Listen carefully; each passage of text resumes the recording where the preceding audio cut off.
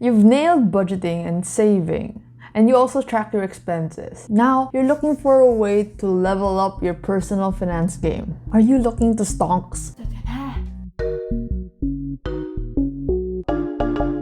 What's up, friends? Welcome back to this week's video. For those who are new, I'm Nicole and I make videos every Wednesday. I mostly talk about money, but sometimes I talk about self-development stuff. So yeah.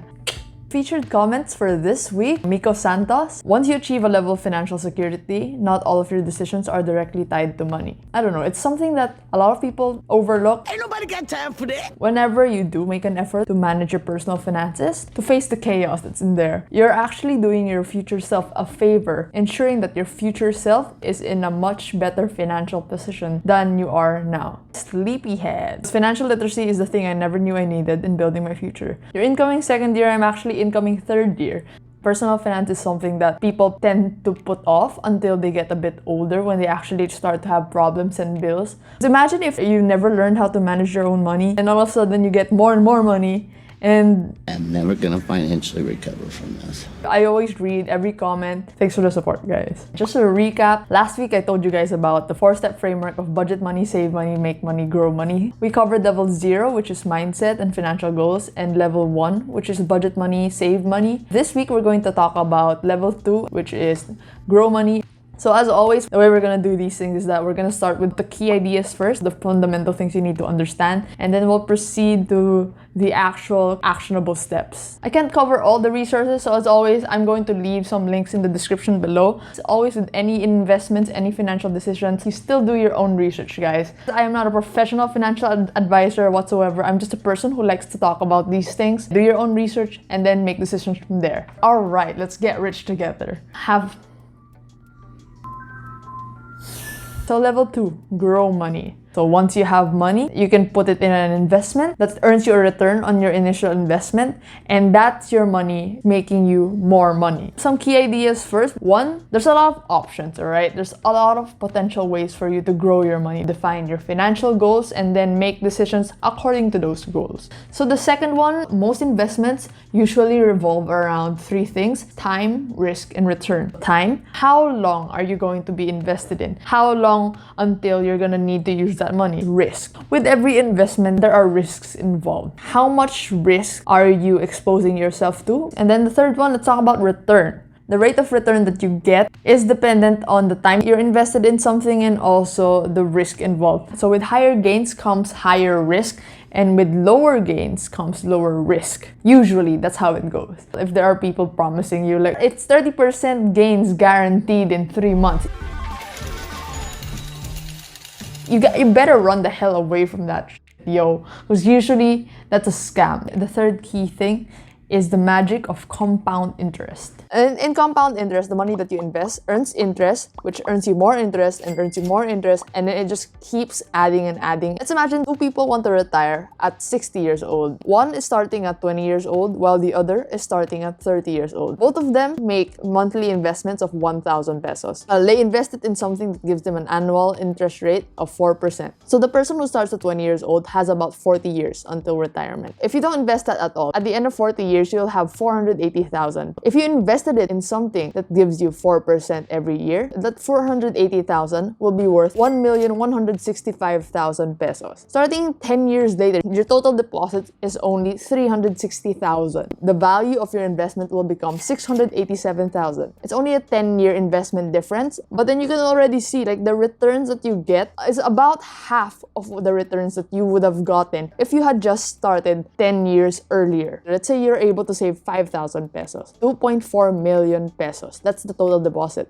Because you invested it, would be worth 5.8 million pesos. If you invested 10 years later, you would have only saved 1.8 million and it would be worth 3.4 million. So the earlier you start, the more you'll be able to benefit from compound interest. Diversification, that you don't put all of your eggs in one basket. A way to mitigate risks in investing, put your investments in several different stocks, several different investments. One of those investments happen to go down, you're still okay. It also helps you take advantage of different opportunities. Like for example, example, investing into crypto. Through diversification, maybe you can limit a certain percentage of your portfolio to take advantage of the growth opportunities that are in crypto. Another concept is the concept of cost averaging. That just means that over a certain period of time, you buy for a fixed interval. You have 5,000 pesos to invest every month. Regardless of what the price is, you will buy. The idea is that you can't time the market. Like if you look at the market, we see that it goes up and down, up and down. No one really knows when something is gonna go up or if it's gonna go down. So it's also an exercise for consistency. The most growth that you'll experience in this personal finance thing, or like in anything that you do, is being consistent.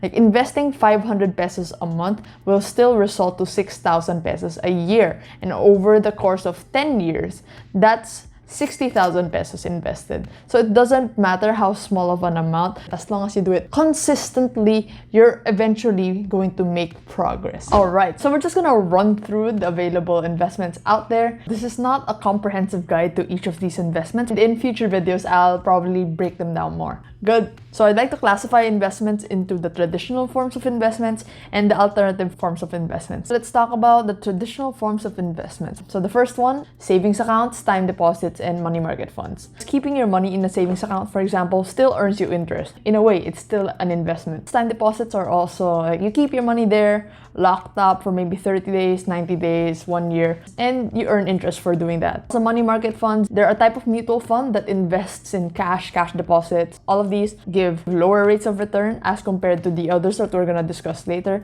because they're the least risky. So usually you'd want to keep it in these investments if you need your money in a short period of time. That's good. The second one is the Pag-ibig Fund. Pag-ibig is a government-controlled corporation. They provide affordable housing loans for Filipinos. In addition to this, Pag-ibig also offers the Pag-ibig MP2 Fund. It's voluntary, so anyone who wants to apply for it can. As long as you're an active Pag-ibig member, even if you're not employed yet, you can apply as a voluntary member. Even though I'm a student, I can still apply to become a Pag-ibig member, and then once I make a contribution, I'm eligible to open an MP2 account. It's just an additional offering for their members. They want to give their members more ways to grow their money. It's government backed, so anything that you put into this MP2 account, the government guarantees that you're gonna receive back your principal, no matter what. The interest rate of the MP2 fund is always higher than the regular Pag-ibig savings account. This investment is tax-free. Deposited, let it like compound throughout the years. And yeah, magic to richness. Third, we have bonds. Bonds are essentially utang. There are government-issued bonds and corporate-issued bonds. When a government or a company issues bonds, they're borrowing money from the people who invest in the bonds,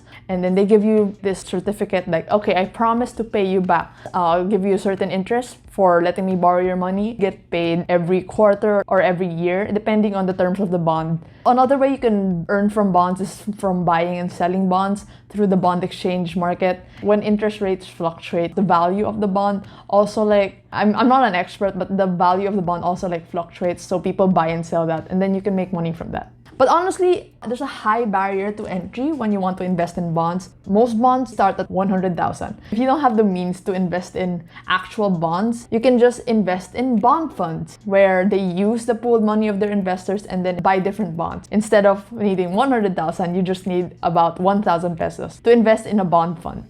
Number 4, stocks. When you invest in stocks, you buy shares of a company, which makes you part owners of a company. Right? You buy shares of Jollibee, you're already a part owner of Jollibee. So whoa. You can own any of the large companies, SM, Meralco, Manila Water. You can own it by purchasing their stock at the stock market. So there's 2 main ways that you guys can earn from the stock market. The first one is through capital appreciation, and the second one is through dividends. So capital appreciation, you buy your stock at a certain price with the hopes of it going up. But of course, doesn't always go up. The stock market is very volatile. Stock prices go up and down depending on a lot of factors. The market sentiment, like how the economy is doing, how the company is doing. The second way that you can earn from the stock market is through dividends. So dividends are essentially shares in the profit of the company. When a company does well, they got lots of profits, right? They can also dedicate a portion of those profits and pay it to their shareholders. Not all companies pay out dividends. It depends. The large established companies that have been here for a while, those are usually the ones who pay out dividends. Most people, like when they think of stocks, they think of it like very risky, right? It's very hectic in the stock market. What you're probably seeing are day traders, so people who trade stocks, buy and sell stocks within a certain day. Trading stocks have so much potential gain, but it's not for everyone. Not everyone will succeed with trading stocks because there's a lot of work. You need to do a lot of research. You need to study fundamental analysis and technical analysis. Majority of the people who get rich in the stock market are those who are investing in the stock market. So people who invest in stocks for the long run. Like sure, in the short term, in the span of few months, in a year, the price action's really like, it's wild, it goes up and down. In the long run, the trajectory of the market is still going up. We've talked about stocks, we talked about bonds. Number 5, we have mutual funds and UITFs. So the only difference between UITFs and mutual funds are like who's offering them. Banks are the ones who offer UITF. Mutual funds are offered. 3 o'clock.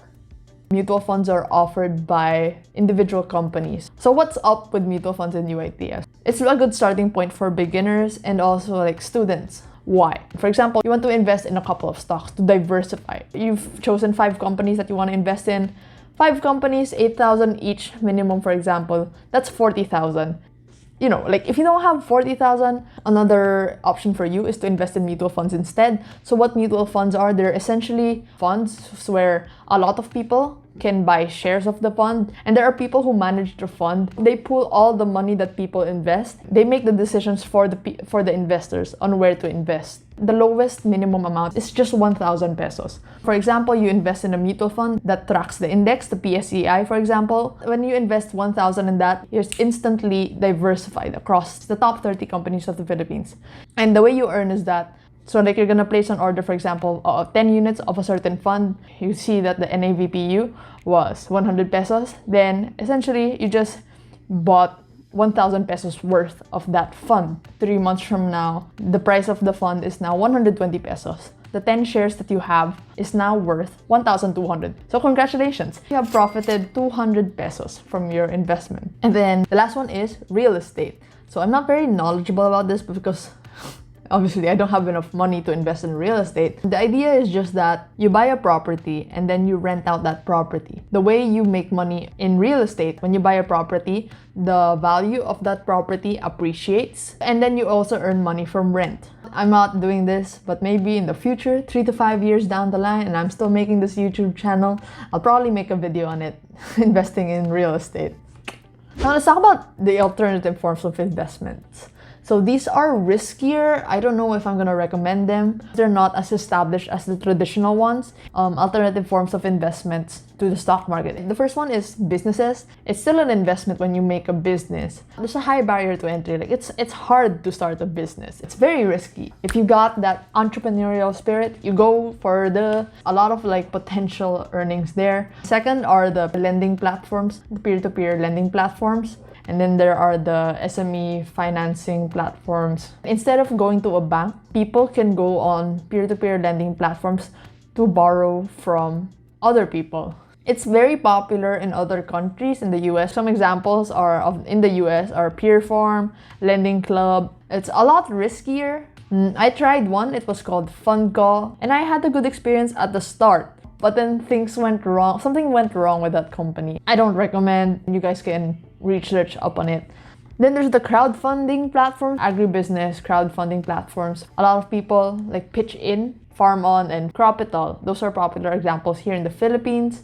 On Cropital, they display palay farmers who need capital, and people like us can go into the platform and then lend money to these farmers. After harvest, they sell that and then you get a portion of the profits. There's also it's a crowd-funded lending platform. It's Seed-In. It's one of the big fintech projects. It's essentially a platform where investors can invest their money and then that money will be used to finance business loans.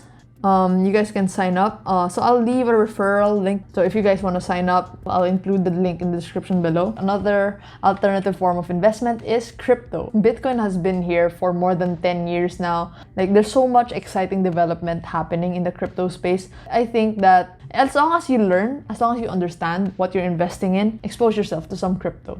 I'll talk about this in a future video on on my reasons behind why I personally invest in crypto. Anything is a speculative asset if you don't understand what you're investing in. If you don't research and like you just invest blindly and you don't know what you're doing. With any investing, as much as possible, it's not really a hands-off approach. Like with anything that you invest your money in, it needs your time, effort, and consideration. Right, if you made it this part, I just want to say you're awesome, you're amazing, let's go! So if you guys have any questions or like topic suggestions of videos that you want me to make in the future, you guys can hit me up in Instagram. I'll see you guys next week, bye!